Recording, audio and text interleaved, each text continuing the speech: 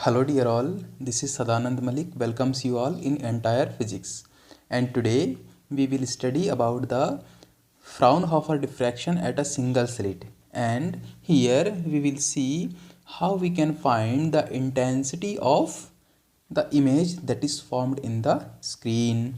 So here let us consider the Fraunhofer diffractions experimental setup. So here in our case we have a single slit like this. Suppose this is a single slit and it is suppose AB, and width of the slit is considered as small a. Suppose so here suppose the width is small a, the light is allowed to incident as a parallel beam to the slit AB. So this is the incident light. Suppose obviously most of the part of this light will move without any deviation, so this is the undeviated light, and a few part of light gets deviated from its path.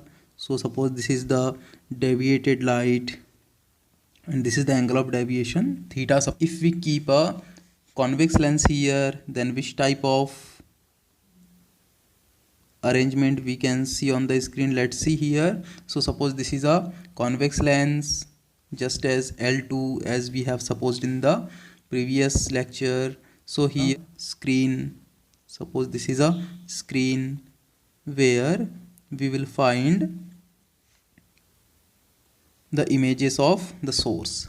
So here the undeviated light will be concentrated at the point O. Suppose so this is the undeviated light focused at point O, and the deviated light will be focused at some other point. Suppose this is the point P. So suppose this is the point P where the deviated light will be focused. So by this way we have the figure of Fraunhofer diffraction, and here now we will study about the intensity that is formed at point P. So here we have to find the intensity of light. Also we know that the path difference between the ray AP and BP, path difference between AP and BP having the path difference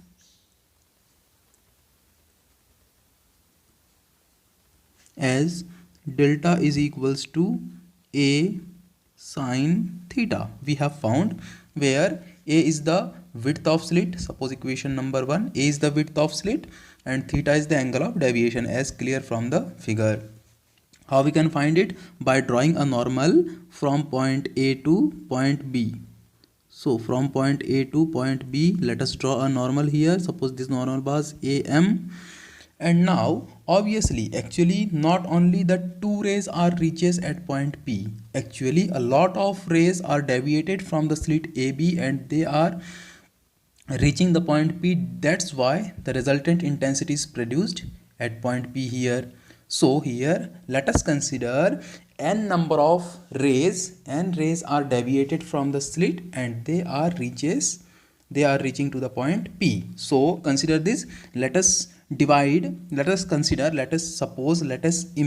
that the slit AB is divided into small n equal parts. So here let us consider or imagine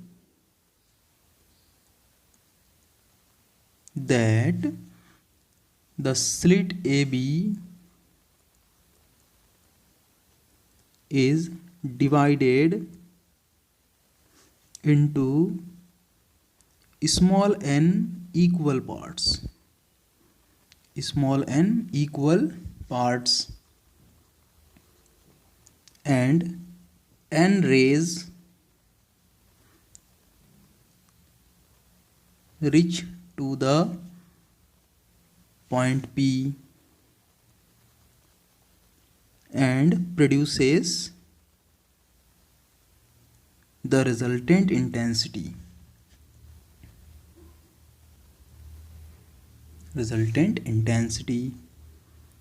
So here dear all, in this figure let's do this. So first of all let us divide the slit AB into n equal parts. Suppose this type of n equal parts are there, and from this slit n waves are reached point P. So here suppose this type of rays are reaches to the point P.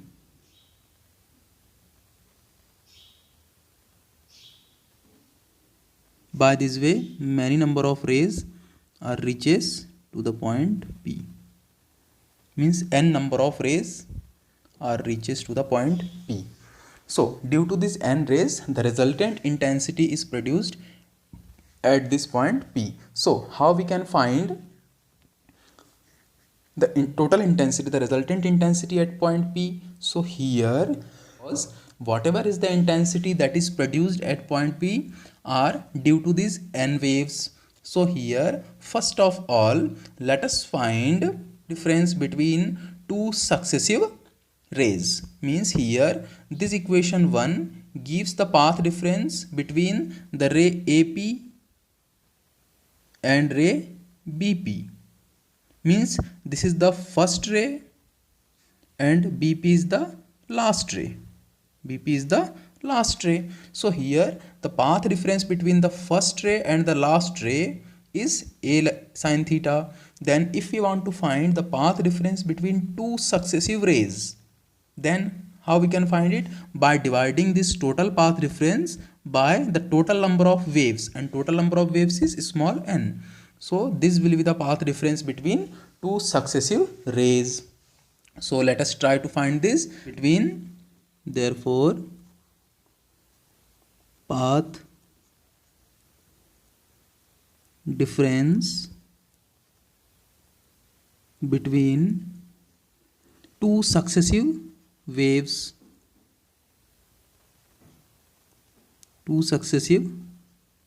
or rays will be, obviously suppose this path difference is given is equal to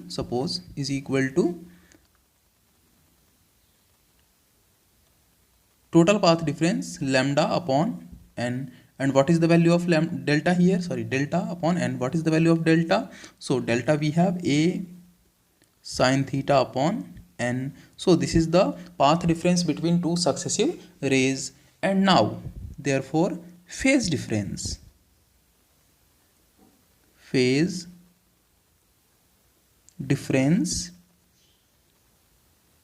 between two successive rays.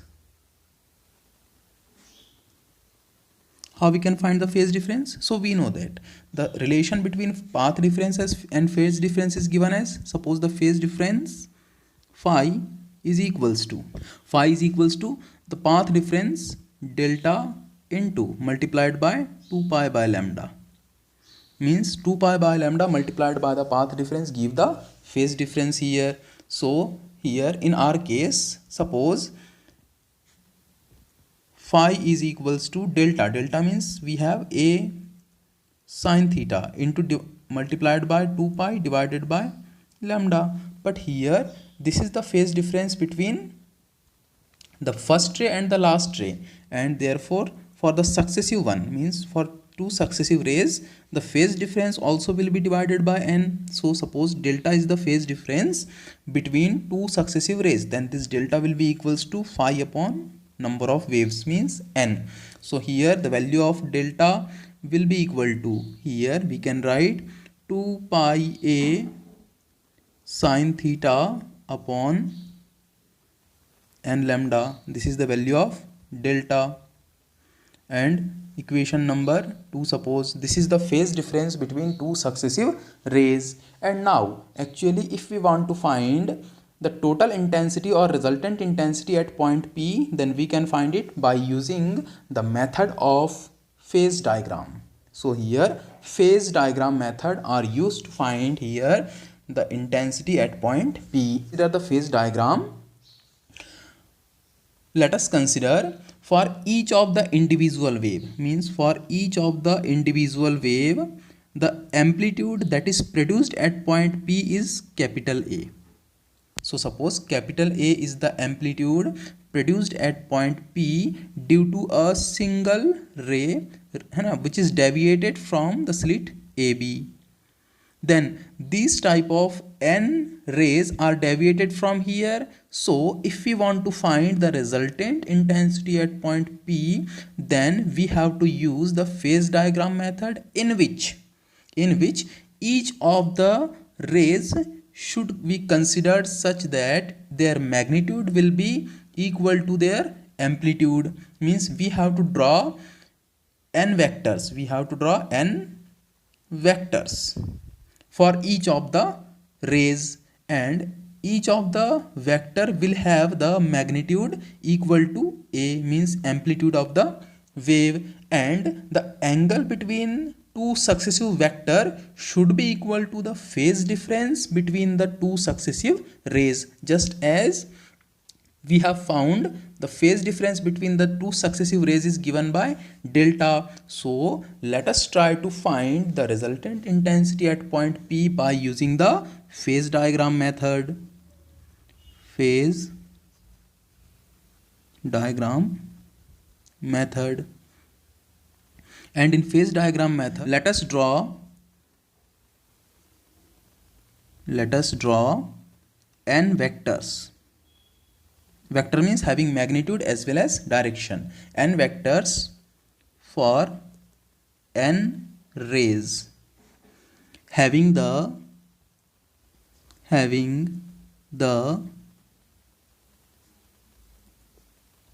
magnitude equal to the amplitude of each individual wave. Each individual wave or rays produced at point P. Produced at point P. Suppose this is A, and angle between two successive rays or two successive vectors will be delta. Delta means the phase difference between two successive rays. So let us try to draw such type of vectors, beta. So here let us find, suppose vectors of your phase diagram. Suppose this is the first vector, its name is suppose OP1, having the magnitude capital A, suppose. Now next vector we have to draw such that should have the same magnitude A, but the angle between OP1 and the next vector should have delta. So suppose this is the next one. Suppose this is P1, P2 is the next vector having the same magnitude, that is A, but the angle delta, but the angle between P1 and P2 is delta here. Similarly, let us try. So here P1, P2, P3 is the next vector, suppose, having the magnitude P2, P3 having the magnitude equal to A, but the angle between P2 and P3 is again considered as delta. Similarly, let us try to draw such type of vectors. Then at the last vector, let us try to draw. So suppose this is the last vector, suppose Pn, and the angle between the Pn and its preceding one is delta here. So this type of phase diagram we have drawn. After drawing this type of phase diagram, we will find a polygon here. Polygon means having many number of sides of equal length, and obviously in a polygon we should have a center also. Suppose this is the center point C, and obviously this is the phase diagram. Now let us complete this phase diagram. So let us meet these sides with the center C. So suppose we are meeting these sides with the center by this way.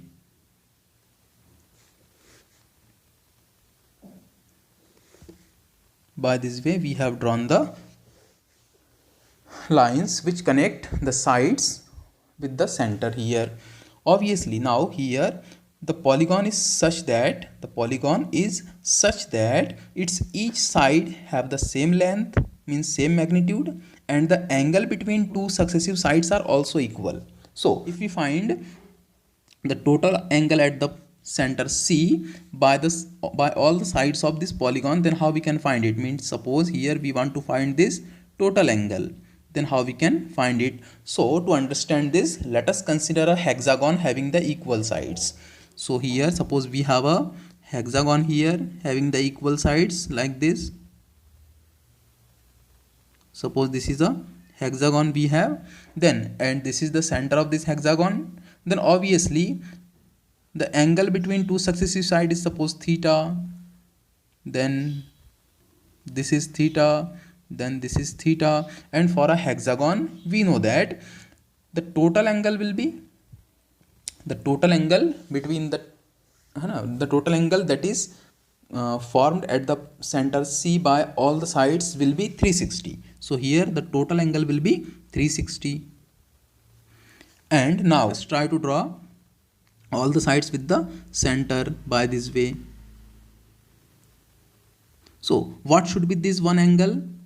So this one angle should be equal to 60 degree. This one angle should be equals to 60 degree. Why? Then this is 60 degree, this is 60 degree, 60 degree, 60 degree, 60 degree, 60 degree. Then means 16 to 6 here. So 16 to 6 means 360 degree. So here each of this angle will be 60 degree, and obviously this angle will be also 60 degree. So we can say that here the total angle that is formed at the center of the polygon is equal to the angle between two successive sides, that is multiplied by the total number of sides. Just as there are in case of hexagon we have 6 sides, so it is multiplied by 6 here, and we have got the total angle at the subtended at the center C. So similarly here we have n sides, 1 2 3 up to n. So here the total angle will be here equal to delta into n. So n delta is the total angle here. Similarly the angle that is subtended at the center C by each of the side, means suppose this angle will be equal to the angle between the two successive sides, means delta. So here this angle will be delta and the total angle will be n delta. So by this way we have drawn the phase diagram. Now we have n vectors. That is O, P1, comma, P1, P2, comma, P2, P3 up to dash Pn minus 1 Pn.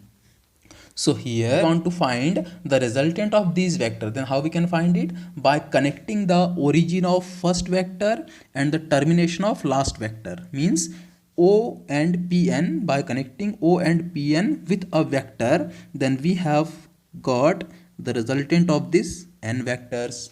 So here by connecting this we have got the resultant vector OPn. And suppose the magnitude of this OPn is r theta. Suppose the magnitude of this OPn is r theta. Now let us draw two normals from point C.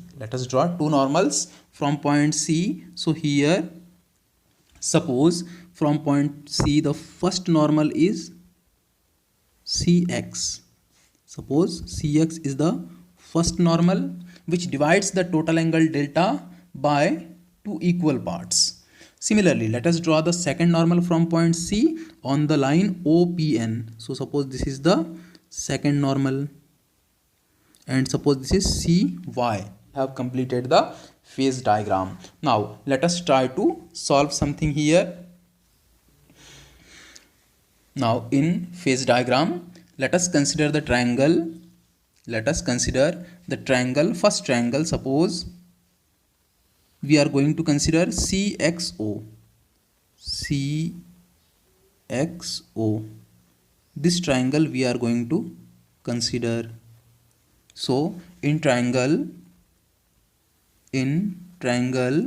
CXO, let us do something here. So in triangle CXO, this angle is equals to delta by 2. So let us take the sine of this delta by 2. So sine delta by 2 will be equal to, sine delta by 2 will be equals to perpendicular upon hypotenuse, means OX upon OC. So here we can write OX upon OC.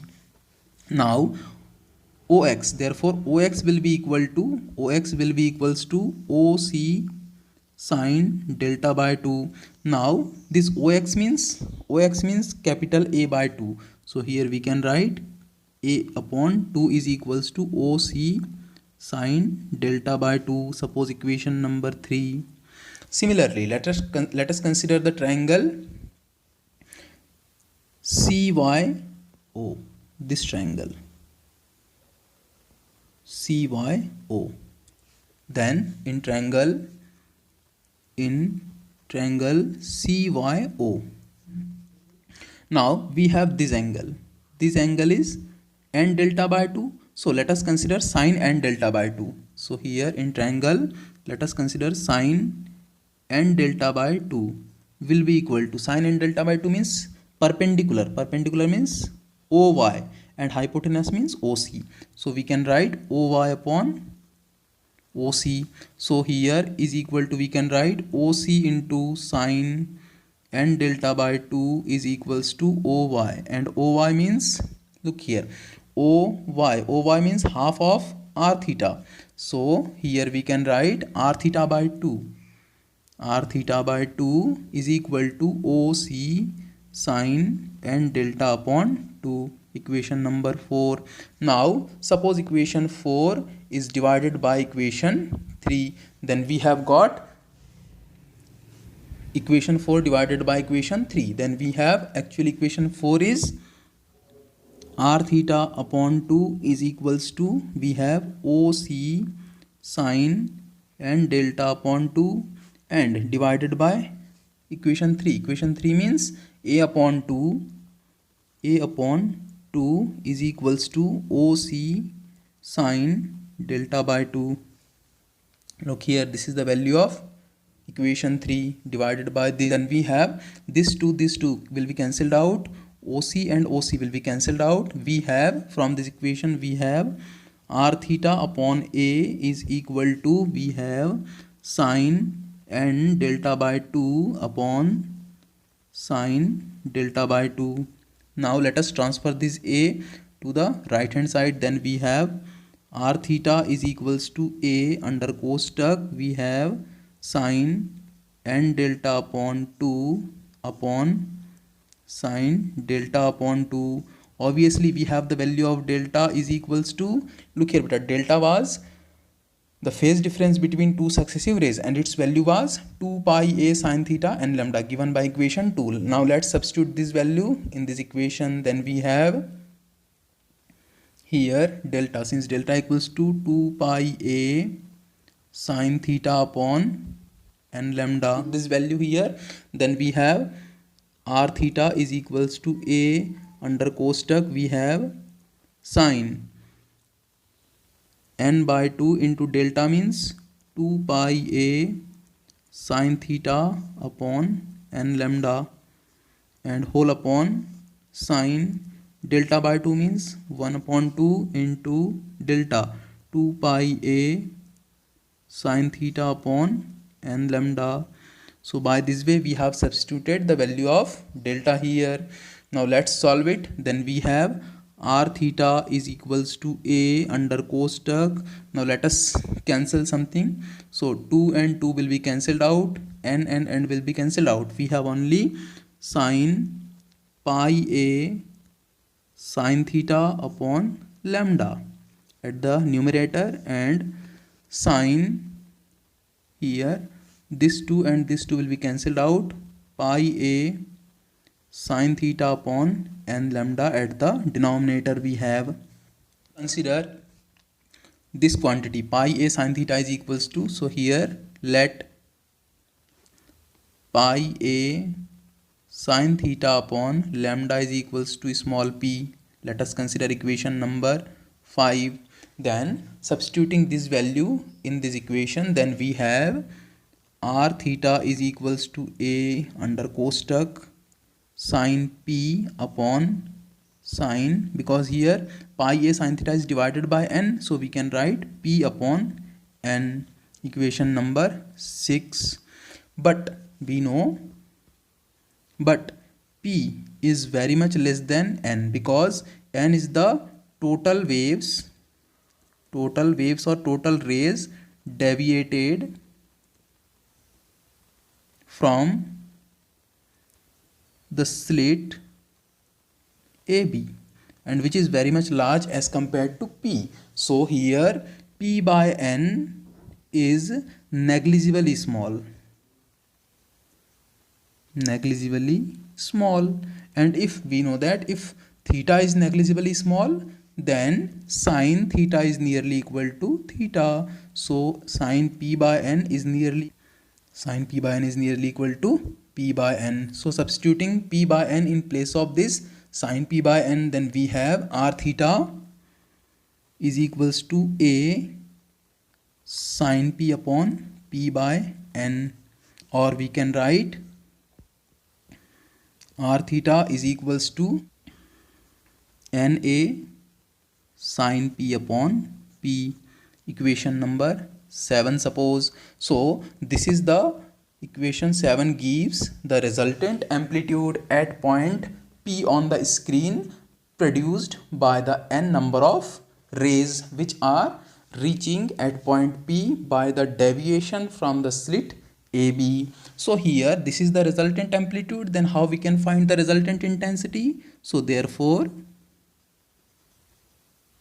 resultant intensity we know, suppose this is I theta, and we know that I theta is proportional to the square of resultant amplitude. So here we can say I theta is equal to k, suppose a proportionality constant, and r theta square now is equal to, we can write k times NA sine P upon P. So this is the resultant intensity, and its square means square of this quantity. Now let us take the limit here. So if we take the limit I theta where theta tends to 0 is equal to, we have k n square a square is constant, so it will be unaffected by the limit, and here limit will be applied, limit theta tends to 0 into, here we can write sine P upon P and whole square of this we can write.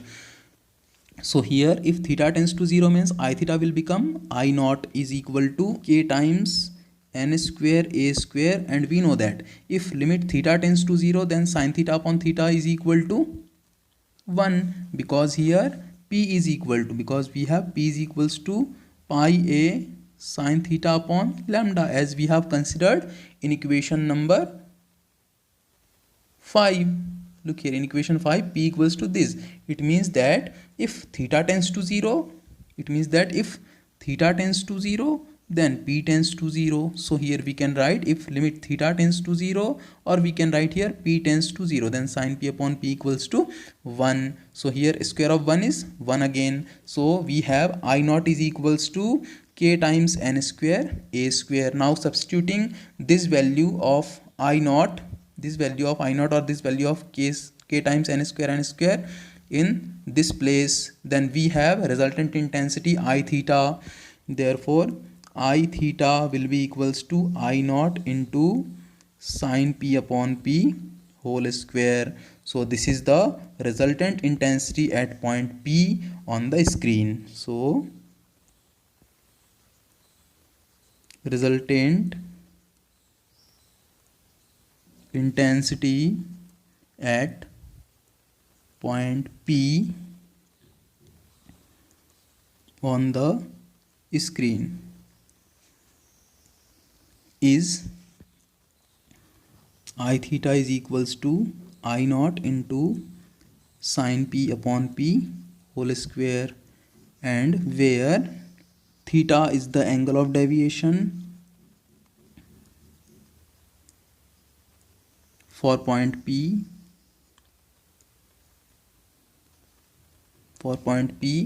I naught is the intensity at the central point